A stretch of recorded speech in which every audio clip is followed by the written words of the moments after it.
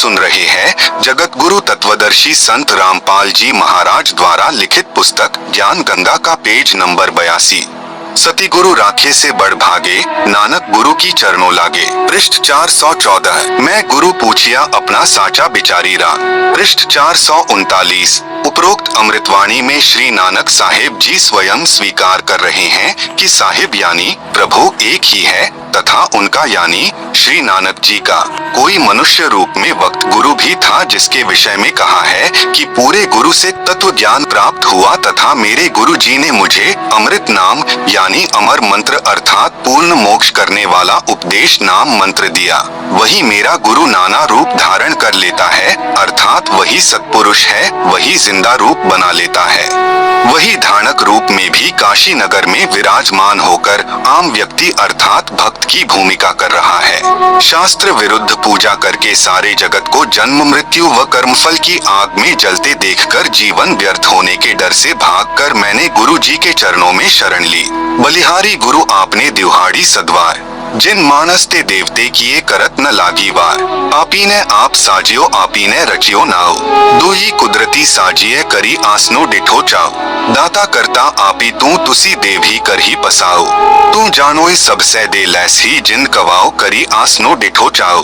पृष्ठ 463।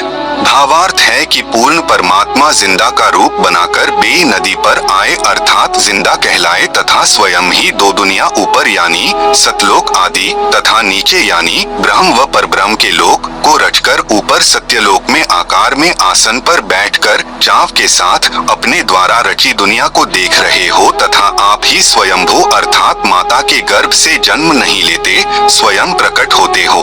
यही प्रमाण पवित्र यजुर्वेद अध्याय 40 मंडल 8 में है कि कबीर मनीषी स्वयंभू परिभू व्यवधाता। भावार्थ है कि कबीर परमात्मा सर्वज्ञ है, मनीषी का अर्थ सर्वज्ञ होता है तथा अपने आप प्रकट होता है। वह परिभू यानी सनातन अर्थात सर्वप्रथम वाला प्रभु है। वह सर्व ब्रह्मांडों का व्यवधाता यानी भिन्न भिन्न अर्थात सर्व लोकों का रचनहार है। एहो जीव बहुते जन्म भरमिया ता सतिगुरु शब्द सुनाइया। पृष्ठ 465। भावार्थ है कि श्री नानक साहेब जी कह रहे हैं कि मेरा यह जीव बहुत समय से जन्म तथा मृत्यु के चक्र में भ्रमता रहा, अब पूर्ण सतगुरु ने वास्तविक नाम प्रदान किया। श्री नानक जी के पूर्व जन्म सतयुग में राजा अम्बरीश, त्रेतायुग में राजा जनक हुए थे और फिर नानक जी हुए तथा अन्य योनियों के जन्मों की तो गिनती ही नहीं है। प्रभु कबीर जी ने स्वामी रामानंद जी को तत्व ज्ञान समझाया। पंडित स्वामी रामानंद जी एक विद्वान पुरुष थे, वेदों व गीता जी के मर्मज्ञ ज्ञाता माने जाते थे। आप सुन रहे हैं जगत गुरु तत्वदर्शी संत रामपाल जी महाराज द्वारा लिखित पुस्तक ज्ञान गंगा का पेज नंबर 83। 5 वर्ष की आयु में रामानंद जी को गुरु धारण करना। जिस समय कबीर परमेश्वर यानी कबीरदेव अपने लीलामय शरीर में 5 वर्ष के हो गए तब गुरु मर्यादा बनाए रखने के लिए लीला की। 2.5 वर्ष की आयु के बच्चे का रूप धारण करके सुबह सुबह अंधेरे में पंचगंगा घाट की पौड़ियों के ऊपर लेट गए, जहाँ पर स्वामी रामानंद जी प्रतिदिन स्नानार्थ जाया करते थे। श्री रामानंद जी चारों वेदों के ज्ञाता और पवित्र गीता जी के विद्वान माने जाते थे। स्वामी रामानंद जी की आयु 104 वर्ष की हो चुकी थी। काशी में जो पाखंड पूजा दूसरे पंडितों ने चला रखी थी वह बंद करवा दी थी। रामानंद जी शास्त्र अनुकूल साधना बताया करते थे और पूरी काशी में अपने 52 दरबार लगाया करते थे। रामानंद जी पवित्र गीता जी व पवित्र वेदों के आधार पर विधिवत साधना बताते थे। ओम नाम का जाप उपदेश देते थे। उस दिन भी जब स्नान करने के लिए पंचगंगा घाट पर गए तो पौड़ियों पर कबीर साहेब लेटे हुए थे। सुबह ब्रह्म मुहूर्त के अंधेरे में स्वामी रामानंद जी को कबीर साहेब दिखाई नहीं दिए। कबीर साहेब के सिर में रामानंद जी के पैर की खड़ाऊ लग गई। कबीरदेव ने जैसे बालक रोते हैं ऐसे रोना शुरू कर दिया। रामानंद जी तेजी से झुके और देखा कि कहीं बालक को चोट तो नहीं लग गई तथा प्यार से उठाया। उसी समय रामानंद जी के गले की कंठी यानी माला निकलकर परमेश्वर कबीरदेव के गले में डल गई। रामानंद जी ने कहा कि बेटा राम राम बोलो, राम के नाम से दुख दूर हो जाते हैं। पुत्र राम राम बोलो। कबीर साहेब के सिर पर हाथ रखा। शिशु रूप में कबीर साहेब चुप हो गए। फिर रामानंद जी स्नान करने लग गए और सोचा कि बच्चे को आश्रम में ले चलूंगा, जिसका होगा उसके पास भिजवा दूंगा। रामानंद जी ने स्नान करके देखा तो बच्चा वहाँ पर नहीं है। कबीर साहेब वहाँ से अंतर्ध्यान हुए और अपनी झोपड़ी में आ गए। रामानंद जी ने सोचा कि बच्चा था चला गया होगा, अब उसको कहाँ ढूंढूं? कबीर प्रभु द्वारा स्वामी रामानंद जी के आश्रम में 2 रूप धारण करना। एक दिन स्वामी रामानंद जी का कोई शिष्य कहीं पर सत्संग कर रहा था। कबीर साहेब वहाँ पर चले गए। वह ऋषि जी श्री विष्णु पुराण की कथा सुना रहा था। वह कह रहा था कि भगवान विष्णु जी सारी सृष्टि के रचनहार हैं, यही पालन करता है, यही राम और कृष्ण रूप में अवतार आने वाली परम शक्ति हैं, अजन्मा हैं। श्री विष्णु जी के कोई माता पिता नहीं हैं। कबीरेश्वर ने यह सारी चर्चा सुनी। सत्संग के उपरांत कबीर परमेश्वर ने कहा, ऋषि जी क्या मैं एक प्रश्न पूछ सकता हूँ? ऋषि जी ने कहा कि हाँ बेटा पूछो। वहाँ सैकड़ों की संख्या में भक्तजन उपस्थित थे। कबीरदेव ने कहा कि आप विष्णु पुराण से सत्संग सुना रहे थे कि श्री विष्णु जी परम शक्ति है, इन्हीं से ब्रह्मा और शिव की उत्पत्ति हुई है। ऋषि जी ने कहा कि मैं जो सुनाता हूँ विष्णु पुराण में ऐसा ही लिखा हुआ है। आप सुन रहे हैं जगत गुरु तत्वदर्शी संत रामपाल जी महाराज द्वारा लिखित पुस्तक ज्ञान गंगा का पेज नंबर 84। कबीर साहेब ने कहा कि ऋषि जी मैंने तो आपसे संशय निवारण के लिए प्रार्थना की है, आप क्षुब्ध मत होइए। एक दिन मैंने शिव पुराण सुना था। उसमें वह महापुरुष सुना रहे थे कि भगवान शिव से विष्णु और ब्रह्मा की उत्पत्ति हुई। प्रमाण पवित्र शिव पुराण रुद्र संहिता अध्याय 6 तथा 7 में। गीता प्रेस गोरखपुर से प्रकाशित देवी भागवत के 3 स्कंद में लिखा है कि देवी इन तीनों ब्रह्मा विष्णु शिव की माँ है। ये तीनों नाशवान हैं, अविनाशी नहीं हैं। ऋषि जी निरुत्तर हो गए। क्रोधित होकर बोला, तू कौन है, किसका पुत्र है? कबीर साहेब से पहले ही दूसरे भक्तजन कहने लगे कि यह तो नीरू जुलाहे का पुत्र है। स्वामी रामानंद जी का शिष्य कहने लगा कि तूने गले में कंठी कैसे डाल रखी है? वैष्णव साधु तुलसी की एक मणिये की माला गले में डालते हैं, उससे यह प्रमाणित होता है कि इन्होंने वैष्णव परंपरा से उपदेश ले रखा है। तेरा गुरुदेव कौन है? कबीर साहेब ने कहा कि मेरे गुरुदेव वही हैं जो आपके गुरुदेव हैं। वह ऋषि बहुत क्रोधित हो गया तथा बोला कि रे नादान, तू अछूत जुलाहे का बच्चा और मेरे गुरुदेव को अपना गुरुदेव बताता है। मेरे गुरुदेव का पता है कौन है? श्री श्री 1008 पंडित रामानंद जी आचार्य। तू जुलाहे का बालक, वे तो तेरे जैसे अछूतों के दर्शन भी नहीं करते और तू कह रहा है कि मैंने उनसे नाम लिया है। देख लो भाई भक्तजनों, यह झूठा कपटी है। अभी गुरुदेव के पास जाऊंगा और उनको तेरी सारी कहानी बताऊंगा।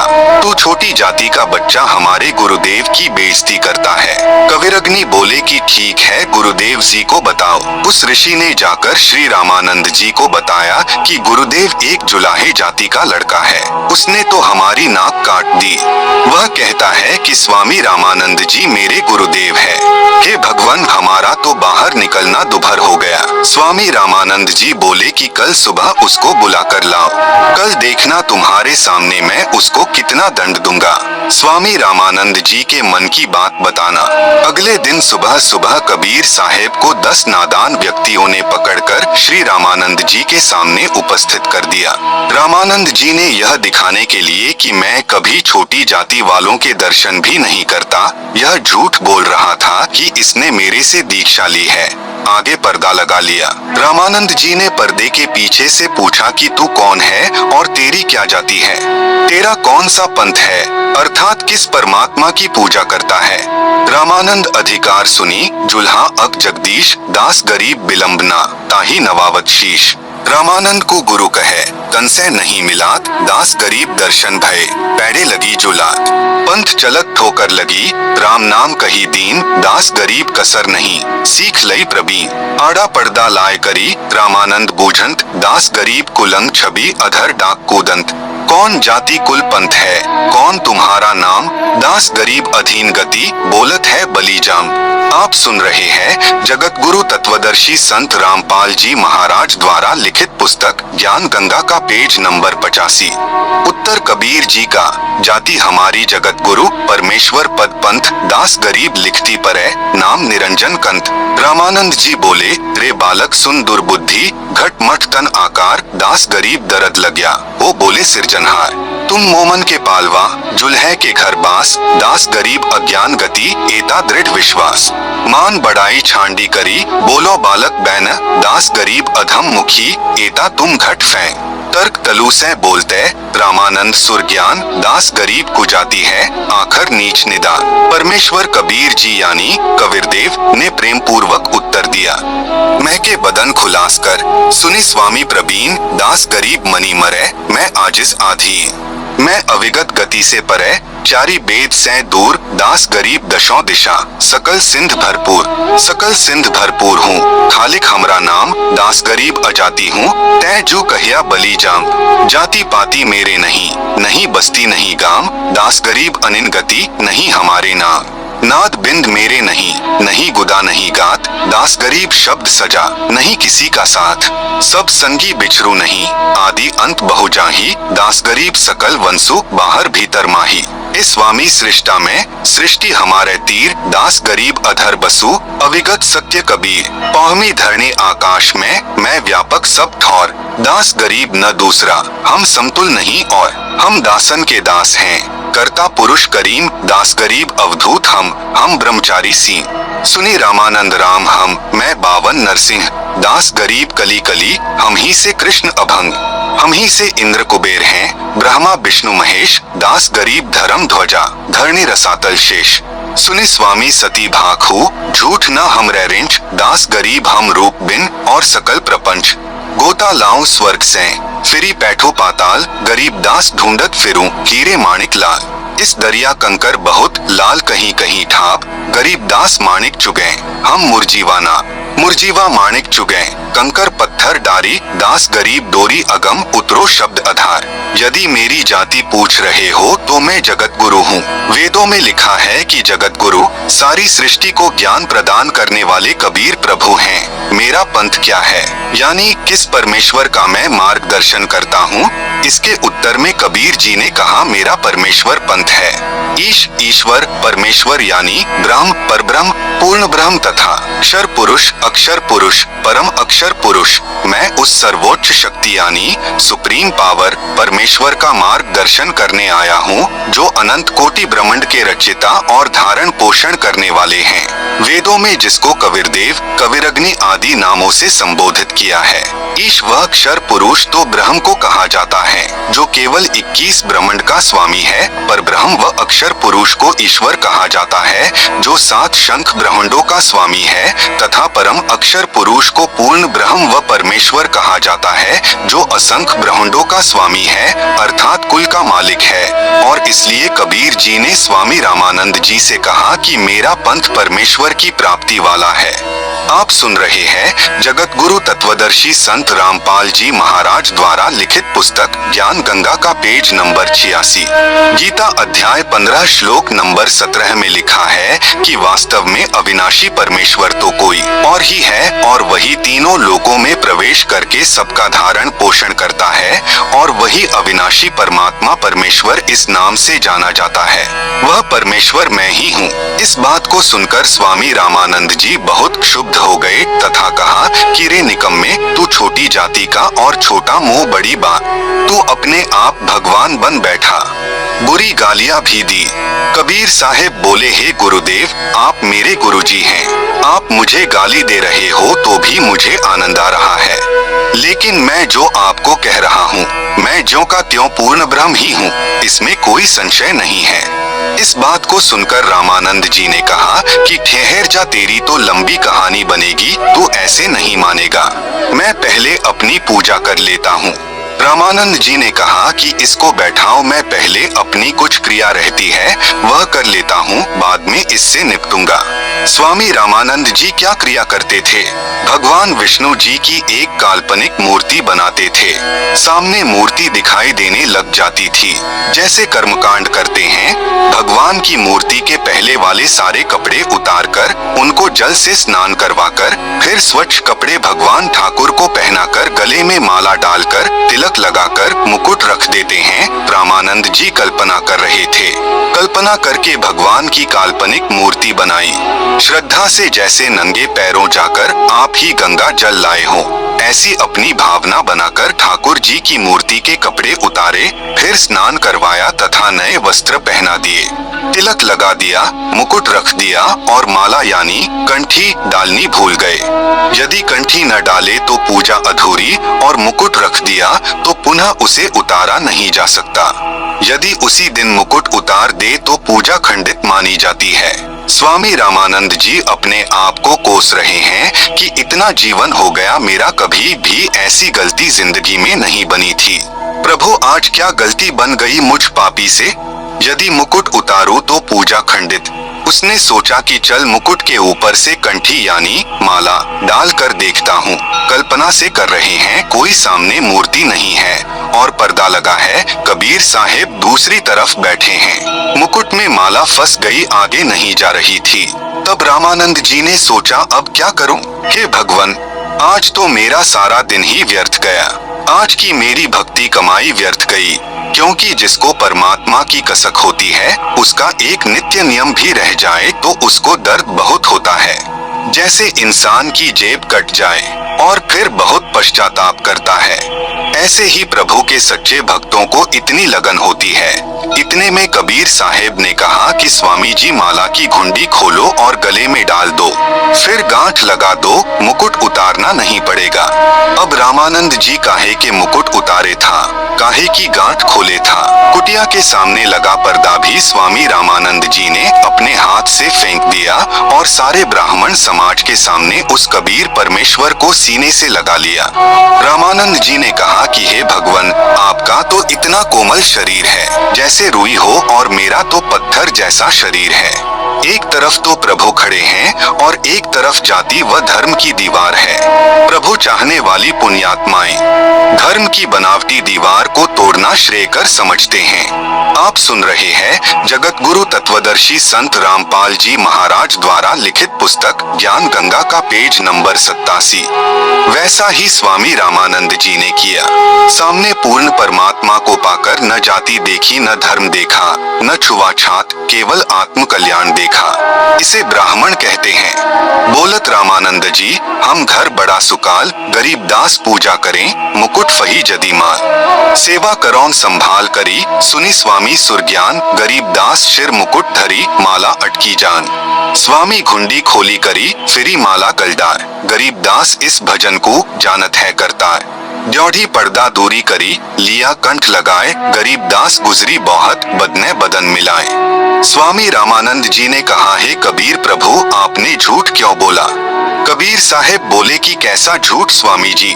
स्वामी रामानंद जी ने कहा कि आप कह रहे थे कि आपने मेरे से नाम ले रखा है।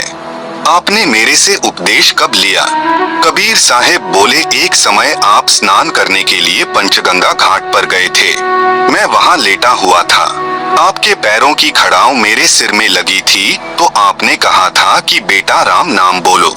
रामानंद जी बोले, हाँ अब कुछ याद आया, परंतु वह तो बहुत छोटा बच्चा था, क्योंकि उस समय 5 वर्ष की आयु के बच्चे बहुत बड़े हो जाया करते थे तथा 5 वर्ष के बच्चे के शरीर तथा 2.5 वर्ष के बच्चे के शरीर में दुगुना अंतर हो जाता है। कबीर साहेब कहने लगे कि स्वामी जी देखो, मैं ऐसा था। स्वामी रामानंद जी के सामने भी खड़े हैं और एक 2.5 वर्षीय बच्चे का दूसरा रूप बनाकर किसी सेवक की वहां पर खटिया बिछी थी, उसके ऊपर विराजमान हो गए।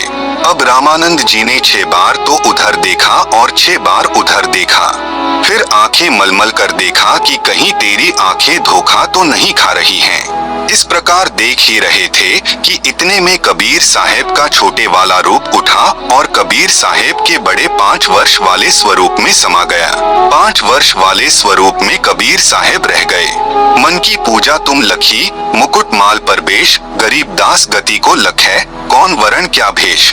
यह तो तुम शिक्षा दई, मानी लई मनमोर, गरीबदास कोमल पुरुष, हमरा बदन कठोर। तब रामानंद जी बोले कि मेरा संशय मिट गया।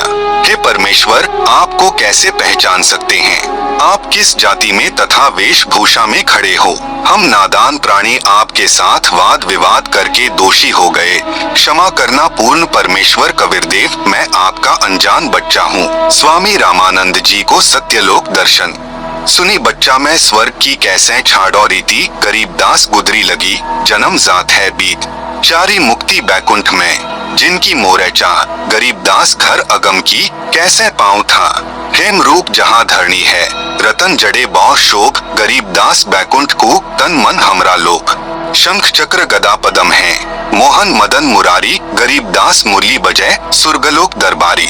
दूधों की नदियां बगै, सेत वृक्ष सुभान, गरीबदास मंडल मुक्ति, सुरगापुर अस्थान। रतन जड़ाऊ मनुष्य हैं, गण गंधर्व सब देव, गरीबदास उस धाम की कैसे छाड़ू से। आप सुन रहे हैं जगत गुरु तत्वदर्शी संत रामपाल जी महाराज द्वारा लिखित पुस्तक ज्ञान गंगा का पेज नंबर 88। ऋग युज साम अथर्वणम, गावे चारों वेद, गरीबदास घर अगम की, कैसे जानो भेद। चारी मुक्ति चितवन लगी, कैसे बंचुता ही, गरीबदास गुप्तार गति, हमको द्यो समझाए। सुरग लोक बैकुंठ है, यासे परै न और, गरीबदास षट शास्त्र, चारी वेद की दौर। चारी वेद गावे तिसे, सुर नर मुनि मिलाप, गरीबदास ध्रुव और जिस, मिटी गए तीनों ताप। प्रहलाद गए तिस लोक को, सुरगापुरी समूल, गरीबदास हरि भक्ति की, मैं बंचत हूँ धूल। बिंद्रावन गए तिस लोक को, सुरगापुरी समूल, गरीबदास उस मुक्ति को, कैसे जाऊं भूल। नारद ब्रह्मा तिस रटै, गावे शेष गणेश, गरीबदास बैकुंठ से, और परै को देश। सहस 88 जिस जपै, और 3300 सेव, गरीबदास जासै परै, और कौन है देव। सुनि स्वामी निज मूल गति, कही समझाऊं तो ही, गरीबदास भगवान को, राख्या जगत समोही। तीनी लोक के जीव सब, विषय वास भरमाए, गरीबदास हमको जपै, तिसको धाम दिखाए। जो देखेगा धाम को, सो जानत है मुझ, गरीबदास तो से कहूँ, सुनी गायत्री गुज। कृष्ण विष्णु भगवान को, चढ़ाए हैं जीव, गरीबदास त्रिलोक में, काल कर्म शीर्षीव। सुनि स्वामी तो से कहूँ, अगम दीप की सैल, गरीबदास पूठे परे, पुस्तक लादे बैल। पामी धरणी आकाश थंभ, चलसी चंदर सूर, गरीबदास रज बिरज की, कहाँ रहेगी धूर। तारायण त्रिलोक सब, चलसी इंद्र कुबेर, गरीबदास सब जात हैं, सुरग पाताल सुमेर। चारी मुक्ति बैकुंठ बट, फना हुआ कई बार, गरीबदास अलप रूप मग, क्या जाने संसार। कहो स्वामी कित रहोगे, 14 भुवन बिहंड, गरीबदास बीजक कहिया, चलत प्राण और पिंड। सुन स्वामी एक शक्ति है, अर्धंगी ओमकार, गरीबदास बीजक तहा, अनंत लोक सिंधार। जैसे का तैसा रहे, परलो फना प्राण, गरीबदास उस शक्ति को, बार बार कुर्बान।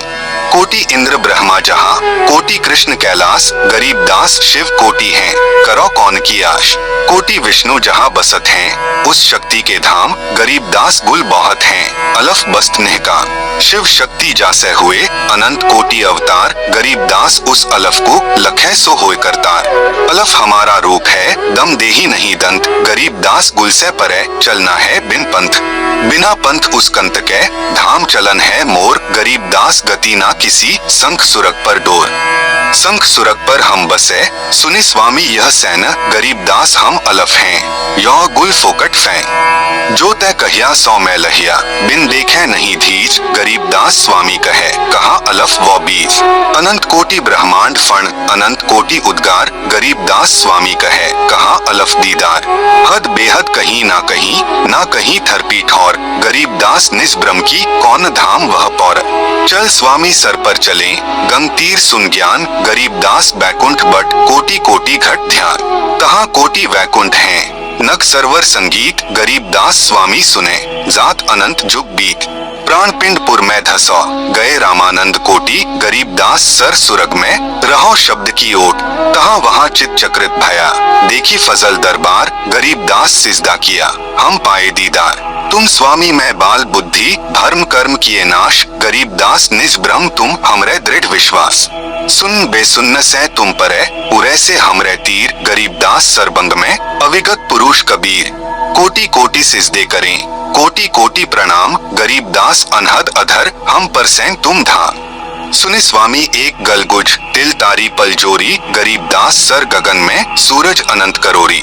आप सुन रहे हैं जगत गुरु तत्वदर्शी संत रामपाल जी महाराज द्वारा लिखित पुस्तक ज्ञान गंगा का पेज नंबर 89। शहर अमान अनंतपुर रिमझिम होए गरीबदास उस नगर का मरम न जाने कोई सुने स्वामी कैसे लखो कही समझाऊं तो ही गरीबदास बिन पर उड़े तन मन शीश न होए रवनपुरी एक चक्र है तहाँ धनजय बाय गरीबदास जीते जन्म याकु लेत समाये आसन पदम लगाए कर भिरंग नाद को खींची गरीबदास अचवन करे देवदत्त को ऐची काली ऊन कुलीन रंग जाके दो फुन धार गरीबदास कुरंग शिर तास करे उद्गार चिश्मे लाल गुलाल रंग तीनी गिरह नभ पेंच गरीबदास वह नागनी को होने न देवे रेच कुंभक रेचक सब करे ऊन करत उद्गार गरीबदास उस नागनी को जीते कोई खिला कुंभ भरे रेचक करे फिर टूटत है पौन गरीबदास गगन मंडल नहीं होत है रौन आगे घाटी बंद है इंगला पिंगला दोय गरीबदास सुषमन खुले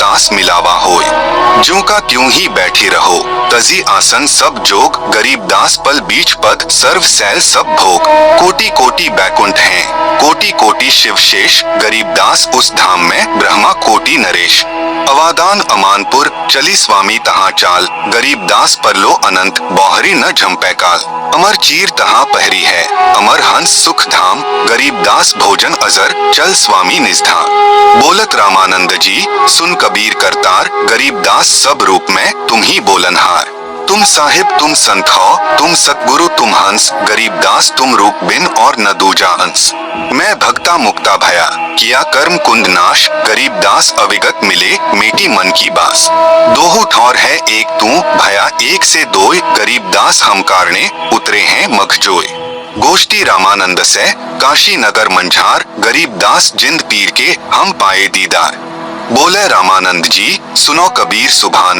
गरीबदास मुक्ता भये उधरे पिंड अरुप्राण कबीर साहेब यानी कबीरदेव ने स्वामी रामानंद जी से पूछा कि स्वामी जी आप क्या पूजा करते हो स्वामी रामानंद जी ने कहा कि मैं वेदों व गीता जी के अनुसार साधना करता हूँ कबीर साहेब ने पूछा कि वेदों व गीता के आधार से साधना करके किस लोक में जाओगे स्वामी रामानंद जी ने कहा स्वर्ग में जाऊंगा कबीर परमेश्वर ने पूछा स्वर्ग में क्या करोगे दाता रामानंद जी ने कहा कि वहाँ पर बहुत प्यारे भगवान विष्णु जी हैं उनके दर्शन किया करूंगा और वहाँ पर दूधों की नदी है वहाँ कोई चिंता नहीं है कोई फिक्र नहीं है मैं वहाँ आनंद से रहूंगा कबीर परमेश्वर ने पूछा कि स्वामी जी कितने दिन रहोगे स्वर्ग में विद्वान पुरुष थे उनको ज्ञान था 2 ही मिनट में समझ गए स्वामी जी बोले मेरी जितनी भक्ति की कमाई होगी तब तक रहूंगा कबीर साहेब ने पूछा कि फिर कहाँ जाओगे रामानंद जी ने कहा न जाने कर्माधार पर कहाँ तथा किस योनि में जन्म होगा कबीर साहेब ने कहा कि यह साधना तो स्वामी जी आपने असंख्यों बार की है इससे जीव मुक्त नहीं हो सकता आप श्री विष्णु जी की साधना करके स्वर्ग लोक में जाना चाहते हो जो साधक ब्रह्म साधना करके ब्रह्मलोक में जाते हैं वे भी जन्म मृत्यु के चक्र में ही रहते हैं क्योंकि एक दिन महास्वर्ग जो ब्रह्मलोक में बना है वह भी नष्ट हो जाएगा गीता जी के 8वें अध्याय का 16वां श्लोक बताता है स्वामी रामानंद जी तो विद्वान पुरुष थे उनको तो श्लोक उंगलियों पर याद थे आप सुन रहे हैं जगत गुरु तत्वदर्शी संत रामपाल जी महाराज द्वारा लिखित पुस्तक ज्ञान गंगा का पेज नंबर 90 स्वामी रामानंद जी ने कहा आप ठीक कहते हो ऐसा ही लिखा है कबीर साहेब ने कहा बताओ जी फिर कहाँ रहोगे न आपके श्री कृष्ण मुरारी ही रहेंगे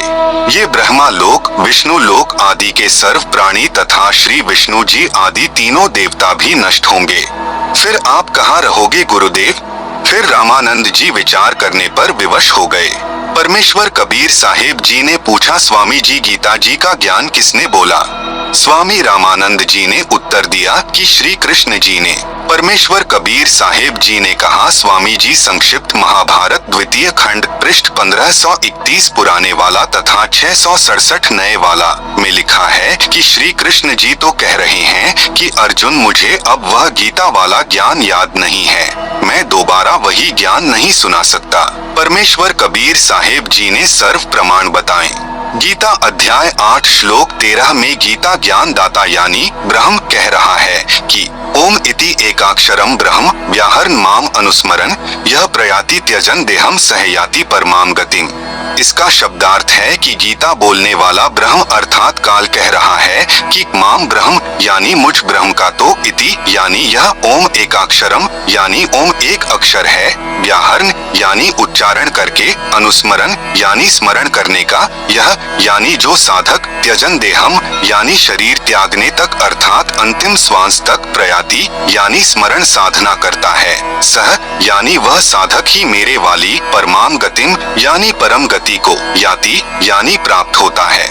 भावार्थ है कि श्री कृष्ण जी के शरीर में प्रेतवत प्रवेश करके ब्रह्म अर्थात हजार भुजा वाला ज्योति निरंजन काल कह रहा है कि मुझ ब्रह्म की साधना केवल एक ओम नाम से मृत्यु पर्यंत करने वाले साधक को मुझसे मिलने वाला लाभ प्राप्त होता है, अन्य कोई मंत्र मेरी भक्ति का नहीं है। गीता अध्याय 8 श्लोक 5, 7 तथा 13 में गीता ज्ञान दाता ने अपने विषय में साधना करने को बताया है कि जो मेरी साधना ओम नाम का स्मरण अंतिम श्वास तक करता है वह मुझे ही प्राप्त होगा।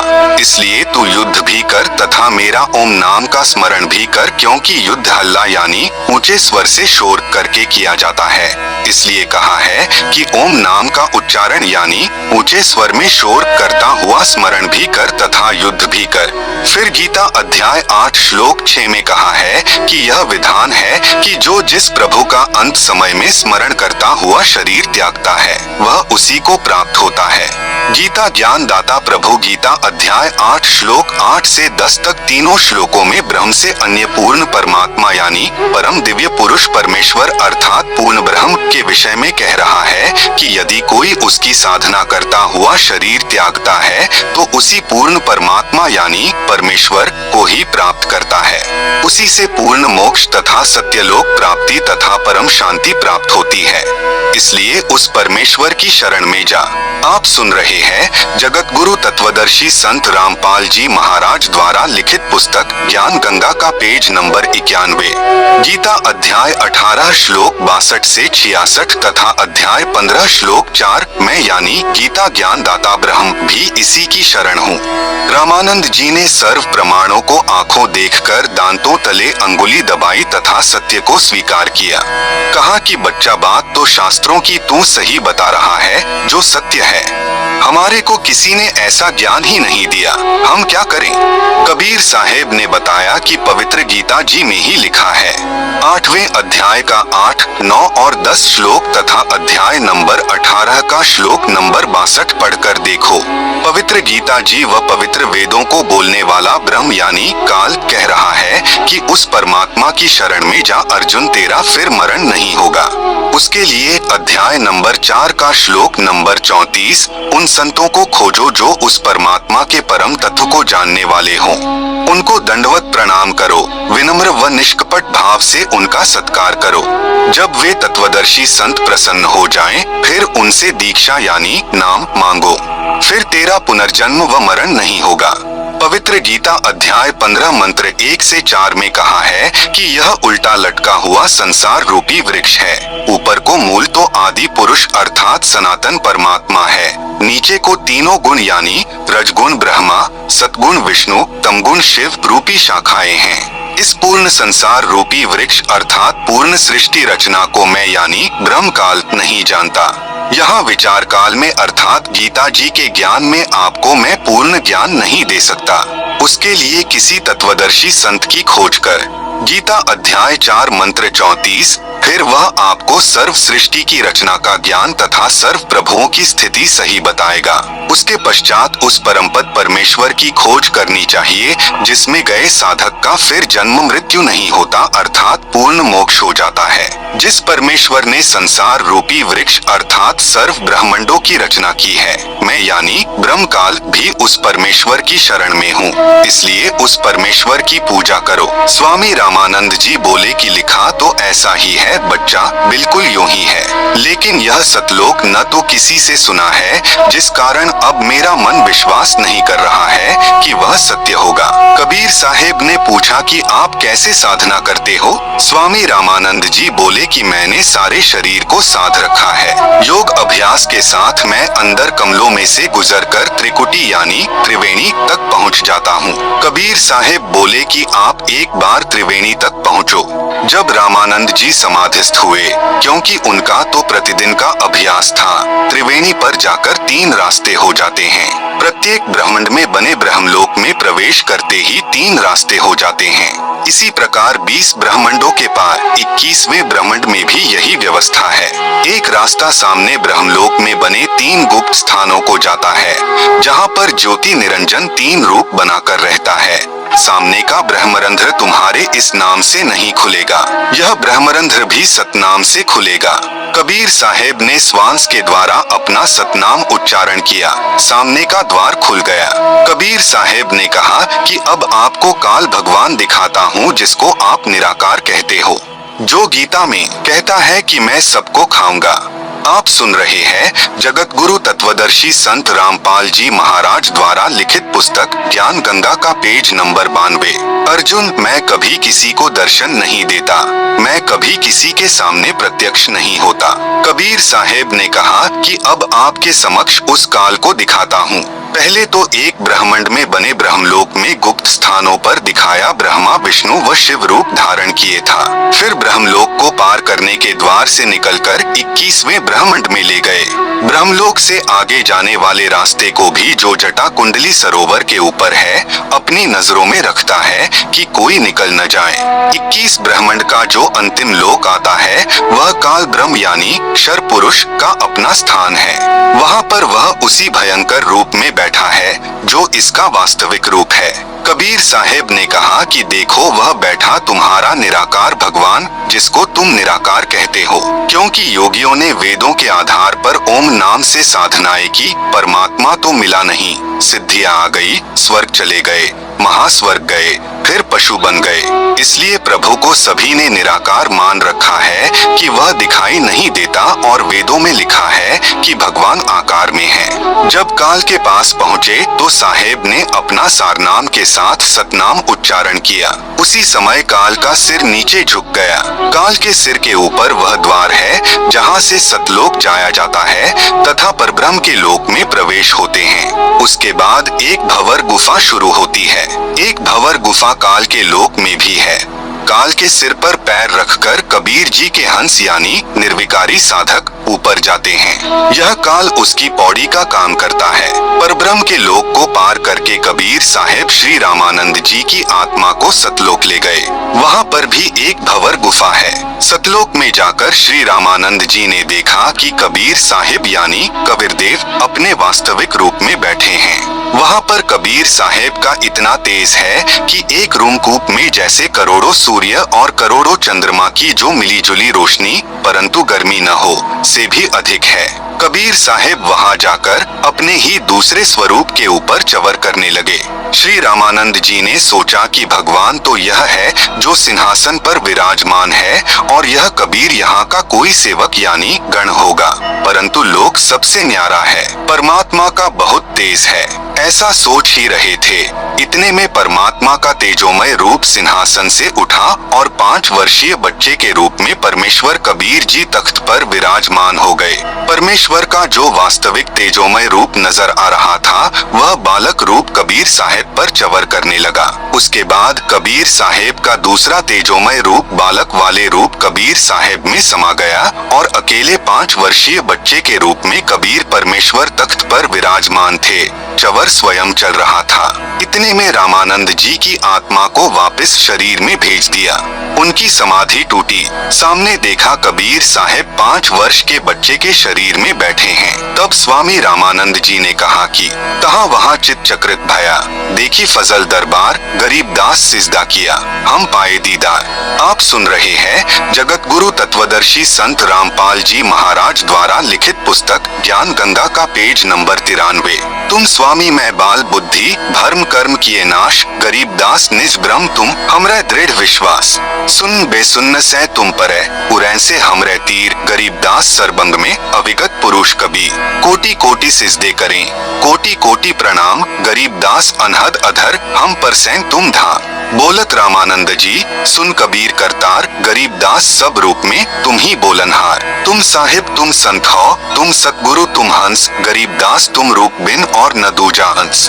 मैं भक्ता मुक्ता भया किया कर्म कुंद नाश, गरीबदास अविगत मिले मेटी मन की बास। दो ठौर है एक तू भया एक से दोय, गरीबदास हम कारण उतरे हैं मखजोय। बोलत रामानंद जी सुन कबीर करतार, गरीबदास सब रूप में तू ही बोलनहार। रामानंद जी ने कहा कि हे परमेश्वर, हे कबीर परमात्मा, हे कबीर करतार यानी सर्व सृष्टि रचनहार, आप ही सर्वव्यापक पूर्ण परमेश्वर हो। दहु ठोड़ है एक तू भया एक से दो, गरीबदास हम कारणे आए हो मगजो। हे परमेश्वर कबीर, आप दोनों जगह सत्यलोक में तथा मेरे समक्ष आप ही हो और एक से दो रूप बनाकर हम तुच्छ जीवों के लिए यहाँ पर आए हो। मैं भक्ता मुक्ता भया कर्म कुंद भय नाश, गरीबदास अविगत मिले मिट गई मन की बास। रामानंद जी 104 वर्षीय महापुरुष और 5 वर्षीय बच्चे कबीर परमेश्वर को कह रहे हैं कि मैं आपका दास मुक्त हो गया और मेरे मन की भ्रमना भटकना समाप्त हो गई। मुझे परमात्मा के वास्तविक स्वरूप का दर्शन हो गया। हे पूर्ण परमात्मा कबीर साहेब यानी कबीरदेव, चारों पवित्र वेद व पवित्र गीता जी आप ही का गुणगान कर रहे हैं। स्वयं कबीरदेव यानी कबीर परमेश्वर ने भी कहा है कि वेद हमारा भेद है, मैं ना बेदन के माही, जिस वेद से मैं मिलूं वेद जानते नहीं। भावार्थ है कि चारों पवित्र वेदों में ज्ञान पूर्ण परमात्मा का ही है, परंतु पूजा की विधि केवल ब्रह्म यानी ज्योति निरंजन तक की ही है। परमेश्वर कबीर यानी कबीरदेव की पूजा विधि के ज्ञान व तत्व ज्ञान के लिए पवित्र वेदों तथा पवित्र गीता जी में कहा है कि उसे तो कोई तत्वदर्शी संत ही बता सकता है जो स्वयं ही परमेश्वर होता है या कोई उसका भेजा हुआ वास्तविक प्रतिनिधि होता है। उससे उपदेश प्राप्त करके पूर्ण मोक्ष व परम शांति प्राप्त होती है। आप सुन रहे हैं जगत गुरु तत्वदर्शी संत रामपाल जी महाराज द्वारा लिखित पुस्तक ज्ञान गंगा का पेज नंबर 94।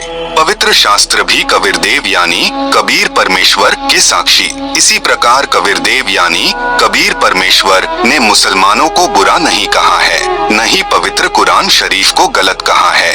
केवल उन काजी व मुल्लाओं को लताड़ा है जो सर्व समाज को कुरान शरीफ के वास्तविक ज्ञान के विपरीत मनमानी साधना करवा रहे हैं। जैसे पवित्र वेदों के बोलने वाला ब्रह्म कह रहा है कि पूर्ण परमात्मा कबीरदेव के विषय में कोई जन्म लेकर अवतार रूप में आना मानते हैं, कोई कभी जन्म न लेने वाला निराकार कहते हैं। उसकी जानकारी तो धीराणाम यानी तत्वदृष्टा संत ही बताएंगे, मैं यानी ब्रह्म नहीं जानता। यजुर्वेद अध्याय 40 मंत्र 10। इसी का प्रमाण पवित्र गीता अध्याय 4 श्लोक 34 तथा अध्याय 15 श्लोक 1 से 4 में भी है। जब तक वह तत्वदर्शी संत नहीं मिलेगा तब तक जीव का कल्याण असंभव है। वह संत अब आ गया है, इन तत्वदर्शी संत रामपाल जी को पहचानो। पवित्र कुरान शरीफ में प्रमाण। इसी प्रकार पवित्र कुरान शरीफ के अध्याय सूरत फुरकानी संख्या 25 आयत 52 से 59 में कहा है कि वास्तव में इबादे कबीरा यानी पूजा के योग्य कबीर अल्लाह है। यह कबीर वही पूर्ण परमात्मा है जिसने 6 दिन में सृष्टि रची तथा 7वें दिन तख्त पर जा बिराजा। उसकी खबर किसी बा खबर से पूछ देखो। पवित्र कुरान शरीफ को बोलने वाला अल्लाह स्वयं किसी और कबीर नामक प्रभु की तरफ संकेत कर रहा है तथा कह रहा है कि पूर्ण परमात्मा कबीर के विषय में मैं भी नहीं जानता, उसके विषय में किसी तत्वदर्शी संत यानी बाखबर से पूछो। कबीरदेव ने यही कहा था कि मैं स्वयं पूर्ण परमात्मा यानी अल्लाह कबीर अकबरुख हूँ। अपने स्वस्थ ज्ञान का संदेशवाहक रूप में मैं स्वयं ही आया हूँ, मुझे पहचानो। परंतु ऐसे ही आचार्यों ने पहले भी परमेश्वर के वास्तविक ज्ञान को जनता तक नहीं जाने दिया। कहा करते थे कि कबीर तो अशिक्षित है, यह संस्कृत तो जानता ही नहीं, हम शिक्षित हैं। इस बात पर पहले तो भक्तजन गुमराह हो गए थे, परंतु अब सर्व समाज शिक्षित है। इन मार्ग भ्रष्ट आचार्यों की दाल नहीं गल रही, नहीं गलेगी। सल्ली अला जद सक दी मुहम्मदिन फिल अजसादी अल्लाहुम्मा सल्ली अला कबीर यानी कबीर मुहम्मद फिल कुबूरी फजाइले जिक्र। नंबर 5 हुजूरे अक़दस सल्लल्लाहु अलैहि वसल्लम का इरशाद है कि कोई बंदा ऐसा नहीं कि ला इलाहा इल्लल्लाह कहे और उसके लिए आसमानों के दरवाजे न खुल जाएं, यहाँ तक कि यह कलिमा सीधा अर्श तक पहुँचता है, बशर्ते कि कबीरा गुनाहों से बचाता रहे। आप सुन रहे हैं जगत गुरु तत्वदर्शी संत रामपाल जी महाराज द्वारा लिखित पुस्तक ज्ञान गंगा का पेज नंबर 95। वह कितनी बड़ी फजीलत है और कबूलियत की इंतहा है कि यह कलिमा बराहे रास्त अर्शे मुअल्ला तक पहुँचता है, और यह अभी मालूम हो चुका है कि अगर कबीरा गुनाहों के साथ भी कहा जाए तो नफा से उस वक्त भी खाली नहीं। मुल्ला अली कारी रह फरमाते हैं कि कबायर से बचने की शर्त कबूल की जल्दी और आसमान के सब दरवाजे खुलने के एताबर से है, वरना सवाब और कबूल से कबायर यानी कबीर के साथ भी खाली नहीं। बाज उलेमा ने इस हदीस का यह मतलब बयान फरमाया है कि ऐसे शख्स के वास्ते मरने के बाद उसकी रूह के एजाज में आसमान के सब दरवाजे खुल जाएंगे। एक हदीस में आया है, 2 कलीमे ऐसे हैं कि उनमें से एक के लिए अर्श के नीचे कोई मुंतहा नहीं, दूसरा आसमान और जमीन को यानी अपने नूर या अपने अज़्र से भर दे। एक ला इलाहा इल्लल्लाह है, दूसरा अल्लाहु अकबर यानी कबीर है। पवित्र वेदों में प्रमाण, कबीरदेव अपने ज्ञान का दूत बनकर स्वयं ही आता है तथा अपना स्वस्थ ज्ञान यानी वास्तविक तत्व ज्ञान स्वयं ही कराता है। स्वयं कबीरदेव यानी कबीर परमेश्वर जी ने अपनी अमृतवाणी में कहा है, शब्द अविगत से चलाए कोई मेरा भेद मर्म नहीं पाया, न मेरा जन्म न गर्भ बसेरा, बालक हो दिखलाया, काशी नगर जल कमल पर डेरा, वहाँ जुलाहे ने पाया। मात पिता मेरे कुछ नाही, ना मेरे घर दासी यानी पत्नी, जुल्हा का सुत आन कहाया, जगत करे मेरी हासी। 5 तत्व का धड़ नहीं मेरा, जानो ज्ञान अपारा, सत्य स्वरूपी यानी वास्तविक, नाम साहेब यानी पूर्ण प्रभु का सोई नाम हमारा। अधर द्वीप यानी ऊपर सत्यलोक में, गगन गुफा में तहा निज वस्तु सारा, ज्योत स्वरूपी अलख निरंजन यानी ब्रह्म भी धरता ध्यान हमारा। हाड़ चाम लहुना मेरे कोई जाने सत्य नाम उपासी, तारन तरन अभय पद दाता, मैं हूँ कबीर अविनाशी। उपरोक्त शब्द में कबीर परमेश्वर कह रहे हैं कि न तो मेरी कोई पत्नी है, नहीं मेरा 5 तत्व यानी हाड़ चाम लहू अर्थात नाड़ियों के जोड़ जुगाड़ वाली काया का शरीर है। मैं स्वयंभू हूँ तथा काशी के लहरतारा नामक तालाब के जल में कमल के फूल पर स्वयं प्रकट होकर बालक रूप बनाया था। आप सुन रहे हैं जगत गुरु तत्वदर्शी संत रामपाल जी महाराज द्वारा लिखित पुस्तक ज्ञान गंगा का पेज नंबर 96। वहाँ से मुझे नीरू नामक जुलाहा उठा कर ले गया था, जो वास्तविक नाम परमेश्वर का अर्थात मेरा है। वेदों में कबीरदेव, गुरु ग्रंथ साहिब में हक्का कबीर तथा कुरान शरीफ में अल्लाह कबीरन वही नाम मेरा है। मैं ऊपर रिद्धाम में रहता हूँ तथा आपका भगवान ज्योति निरंजन यानी ब्रह्म भी मेरी पूजा करता है। इसी का प्रमाण सत्यार्थ प्रकाश 7वें समुल्लास पृष्ठ 152 से 153 दीनानगर पंजाब से प्रकाशित में भी है। स्वामी दयानंद जी ने यजुर्वेद अध्याय 13 मंत्र 4 तथा ऋग्वेद मंडल 10 सूक्त 49 मंत्र 1 का अनुवाद किया है, जिसमें वेदों को बोलने वाला ब्रह्म कह रहा है 5 बराबर ऋग्वेद मंडल 10 सूक्त 49 मंत्र 1 तथा 6 बराबर यजुर्वेद अध्याय 13 मंत्र 4 में, हे मनुष्यों, जो सृष्टि के पूर्व सर्व की उत्पत्ति करता तथा सर्व का स्वामी था, है, आगे भी रहेगा, वही सर्व सृष्टि को बनाकर धारण कर रहा है। उस सुख स्वरूप परमात्मा की भक्ति जैसे हम यानी ब्रह्म तथा अन्य देव भी उसी की साधना करते हैं, वैसे ही तुम लोग भी करो। प्रमाण नंबर 1, पवित्र यजुर्वेद अध्याय 29 मंत्र 25, समिद्धोऽद्य मनुष्यो दुरोणे देवो देवान्य जसी जातवेदः आच वह मित्रमश्चिकित्वान् त्वं दूतः कविर्षि प्रचेताः। समिद्ध अद्य मनुष्य दुरोणे देवः देवान् यज असि जात वेदः आच वह मित्रमः चिकित्वान् त्वं दूतः कविर असि प्रचेताः। अनुवाद, अध यानी आज अर्थात वर्तमान में, दुरोणे यानी शरीर रूप महल में दुराचार पूर्वक मनुष्य यानी झूठी पूजा में लीन मननशील व्यक्तियों को, समिद्ध यानी लगाई हुई आग अर्थात शास्त्र विधि रहित वर्तमान पूजा जो हानिकारक होती है, अग्नि जलाकर भस्म कर देती है, ऐसे साधक का जीवन शास्त्र विरुद्ध साधना नष्ट कर देती है। उसके स्थान पर देवान यानी देवताओं के, देवा यानी देवता, जातवेद यानी पूर्ण परमात्मा सत्पुरुष की वास्तविक, यज यानी पूजा, असी यानी है, आ यानी दयालु, मित्रमः यानी जीव का वास्तविक साथी पूर्ण परमात्मा के, चिकित्वान यानी स्वस्थ ज्ञान अर्थात यथार्थ भक्ति को, दूतः यानी संदेशवाहक रूप में, वह यानी लेकर आने वाला, च यानी तथा, प्रचेताः यानी बोध कराने वाला, त्वम यानी आप, कबीरदेव अर्थात कबीर परमेश्वर यानी कबीर, असी यानी है। भावार्थ, जिस समय भक्त समाज को शास्त्र विधि त्याग कर मनमाना आचरण यानी पूजा कराया जा रहा होता है, उस समय कबीरदेव यानी कबीर परमेश्वर तत्व ज्ञान को प्रकट करता है। प्रमाण नंबर 2, पवित्र सामवेद संख्या 1400 में संख्या नंबर 359, सामवेद अध्याय नंबर 4 के खंड नंबर 25 का श्लोक नंबर 8, पुरम भिन्दुर्युवा कविर्मितौजा अजायत इंद्रो विश्वस्य कर्मणो धर्ता वज्री पुरुषतुतः। पुराम भिन्दुः युवा कविर अमित औजा अजायत इंद्र विश्वस्य कर्मणः धर्ता वज्री पुरुषतुतः। आप सुन रहे हैं जगत गुरु तत्वदर्शी संत रामपाल जी महाराज द्वारा लिखित पुस्तक ज्ञान गंगा का पेज नंबर 97। शब्दार्थ, युवा यानी पूर्ण समर्थ, कबीर यानी कबीरदेव अर्थात कबीर परमेश्वर, अमितौजा यानी विशाल शक्ति युक्त अर्थात सर्वशक्तिमान है, अजायत यानी तेजपुंज का शरीर मायावयी बनाकर, धरता यानी प्रकट होकर अर्थात अवतार धार कर, वज्री यानी अपने सत्य शब्द व सत्य नाम रूपी शस्त्र से, पुराम यानी काल ब्रह्म के पाप रूपी बंधन रूपी कीले को, भिन्दुः यानी तोड़ने वाला, टुकड़े टुकड़े करने वाला, इंद्र यानी सर्व सुखदायक परमेश्वर, विश्वस्य यानी सर्व जगत के सर्व प्राणियों को, कर्मण है यानी मनसा वाचा कर्मणा अर्थात पूर्ण निष्ठा के साथ अनन्य मन से धार्मिक कर्मों द्वारा सत्य भक्ति से, पुरुषतुतः यानी स्तुति उपासना करने योग्य है। जैसे बच्चा तथा वृद्ध सर्व कार्य करने में समर्थ नहीं होते, जवान व्यक्ति सर्व कार्य करने की क्षमता रखता है, ऐसे ही परब्रह्म ब्रह्म व त्रिलोकीय ब्रह्मा विष्णु शिव तथा अन्य देवी देवताओं को बच्चे तथा वृद्ध समझो, इसलिए कबीर परमेश्वर को युवा की उपमा वेद में दी है।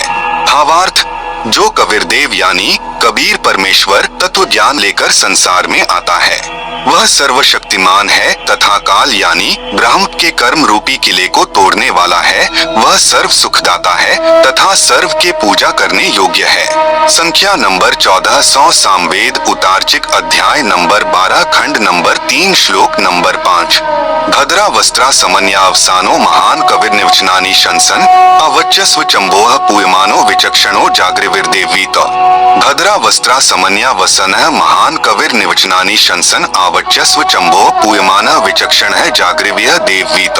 अनुवाद, विचक्षण यानी चतुर व्यक्तियों ने, आवच्यस्व यानी अपने वचनों द्वारा पूर्ण ब्रह्म की पूजा को न बताकर आन उपासना का मार्गदर्शन करके अमृत के स्थान पर, पूयमान यानी आन उपासना जैसे भूत प्रेत पूजा, पितर पूजा, तीनों गुणों यानी रजगुण ब्रह्मा, सतगुण विष्णु, तमगुण शिव शंकर तथा ब्रह्म काल तक की पूजा रूपी मवाद को, चंबोह यानी आदर के साथ आचमन करा रहे गलत ज्ञान को, भद्रा यानी परम सुखदायक महान कबीर यानी पूर्ण परमात्मा कबीर वस्त्रा यानी सशरीर साधारण वेशभूषा में, अर्थात वस्त्र का अर्थ है वेशभूषा। संत भाषा में इसे चोला भी कहते हैं। चोला का अर्थ है शरीर। यदि किसी संत का देहांत हो जाता है तो कहते हैं कि चोला छोड़ गए समन्या, यानी अपने सत्यलोक वाले शरीर के सदृश अन्य शरीर तेज पुंज का धार कर वसाना, यानी आम व्यक्ति की तरह जीवन जीकर कुछ दिन संसार में रहकर